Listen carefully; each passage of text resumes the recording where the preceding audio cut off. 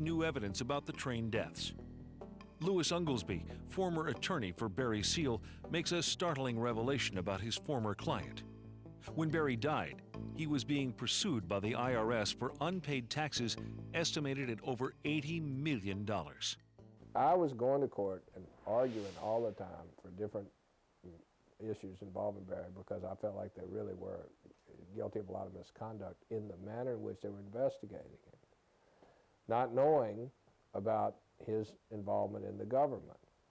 In the course of that, it was a lot of work for me, it was a lot of work for the prosecutors here, and one of them said to me, why don't you just tell Barry to call in the cavalry and we won't have to worry about this anymore. I didn't know what he was talking about, so I asked Barry.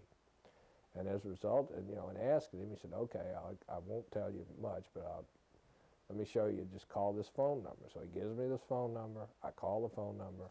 That's when we talked to Vice President Bush's office.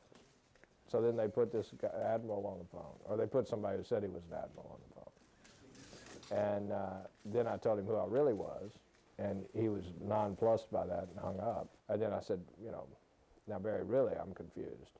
So Barry called back, and they, you know, they just exchanged a little greeting, and Barry apologized to him for having me call. Well, the only thing I can conclude is because they were talking to each other very seriously over probably what was a secured phone number, a secured phone. And Barry Seals was in direct contact with Bush. That's why I say he had Bush pretty well conned.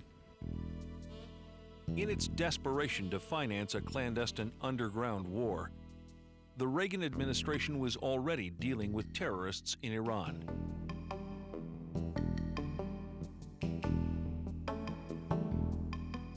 Why not drug lords in Colombia? Barry Seal was clearly connected to men occupying the highest offices in the land.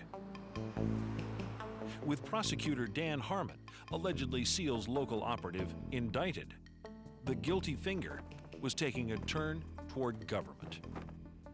It's time for the American people to wake up and realize that unless they make government behave and do right, they're going to lose their freedoms, and on the premise that government can solve the crime problem if they give up their freedom.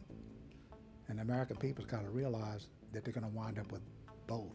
They're going to wind up with the loss of their freedoms, and they're still going to have the crime problem. The only difference is going to be that a very big criminal is going to join the ranks of the criminal, and that's called government.